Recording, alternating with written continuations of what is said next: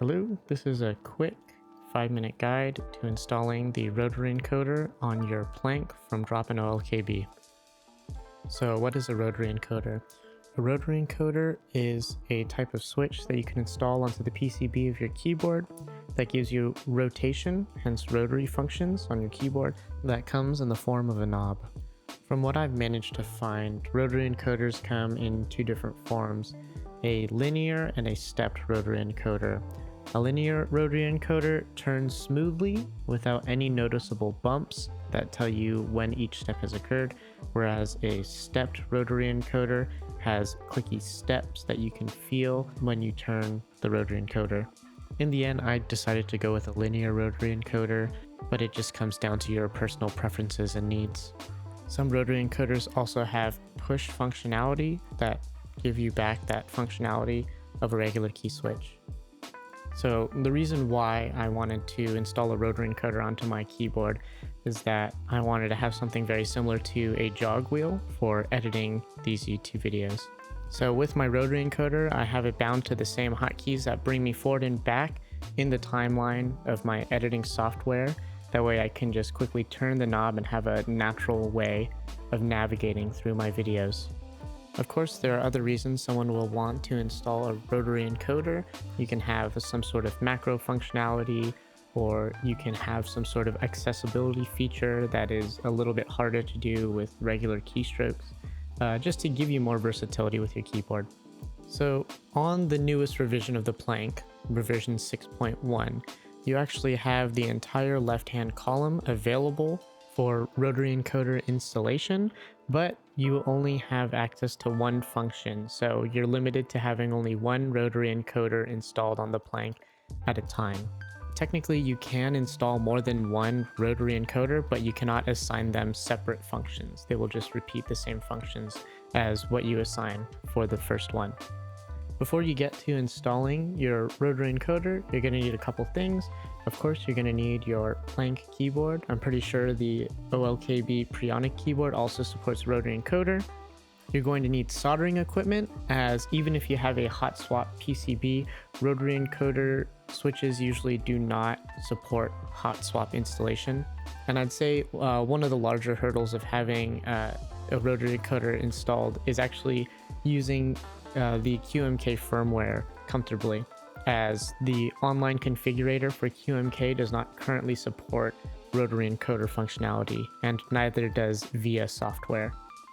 So if you're comfortable with programming or just are okay adjusting the configuration files yourself in the QMK firmware, then that will enable you to take advantage of using a Rotary Encoder.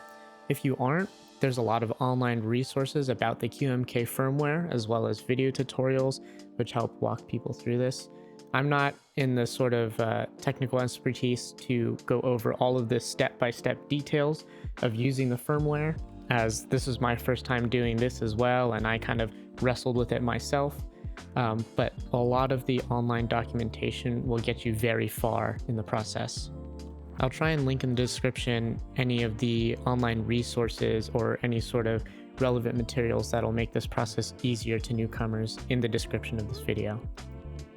So I ordered my Rotary Encoder and aluminum knob from an online vendor known as splitkb.com, which is a European vendor based in the Netherlands. And that meant that since I'm in the United States, that shipping was quite a bit longer than if I had gone with a vendor within my region. So just keep that in mind. If you are in the EU, then I recommend ordering from SplitKB. They did a good job delivering my product, and they gave me a couple extra goodies like stickers and even a stroopwafel, which is a nice little personal touch to the order. So before doing any sort of disassembly of your keyboard, it might be a good idea for you to hop into the QMK firmware and get your bindings sorted out before disassembling things.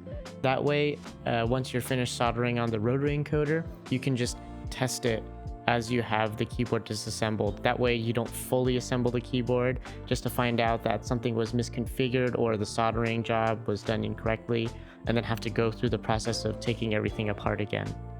I'm not going to go into the nitty-gritty details of the code part of this installation, but I just want to say that if you are using the default configuration of the QMK firmware, at least when I was using it, I found that they actually had rotary encoder bindings set by default.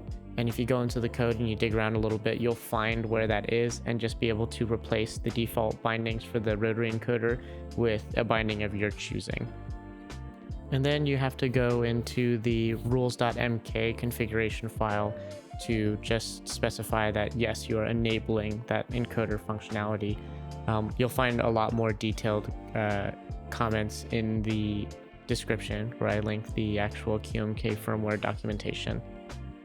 So once you get all of that sorted out, it's time to fully disassemble your keyboard. I actually tried to just disassemble a part of it to get the rotary encoder in place, but it actually doesn't work, as the rotary encoder doesn't sit on the plate but sits directly into the PCB, and you just don't have enough clearance to insert it without fully disassembling the keyboard.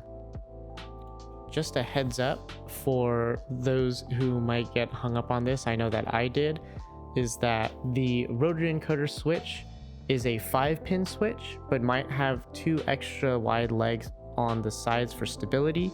And it will say on the PCB that if you are installing a rotary encoder, you actually need to remove the stabilization legs on the switch. So that way you're just left with the 3 pins that you need to transmit data. They say for you to cut off the legs, but what I did was actually I just got some pliers and I just bent the legs back and forth until they snapped off, just overworking the metal. If you just have the 5 pins on your rotary encoder, then you don't need to do that, but if you have the larger legs on it, then you will need to remove them. And the next thing you need to do is just insert the rotary encoder into the slot of your choosing, making sure that none of the pins are bent and that they stick all the way through the PCB, because the excess sticking out the bottom of the PCB is where you're going to be soldering. This was actually my first time soldering on a product. I ordered a soldering iron a couple weeks before this, and I practiced by just laying some solder down on a few pennies. Those pennies aren't usable anymore, but it only costed a penny. But just a heads up for anybody that's new to soldering, if you can solder a rotary encoder, it's actually a little bit of a smaller surface area that you're going to be soldering and require a little more precision to solder these on. So actually soldering on a rotary encoder switch is just a tad bit more challenging than soldering on a regular mechanical keyboard switch, which is kind of a surprise to me, especially since I was a beginner at the time.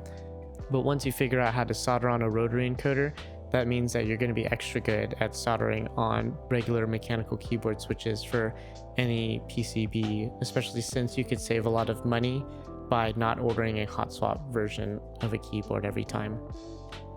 And once you have your rotary encoder soldered on, then you can test it if you have your firmware pre-configured and see if it works by plugging in your PCB with your USB cable and launching a switch tester or software where you expect your bindings to work. And once you've got that all sorted out and you make sure everything's properly in place, then you can fully reassemble your keyboard again, and then you will have your rotary encoder successfully installed.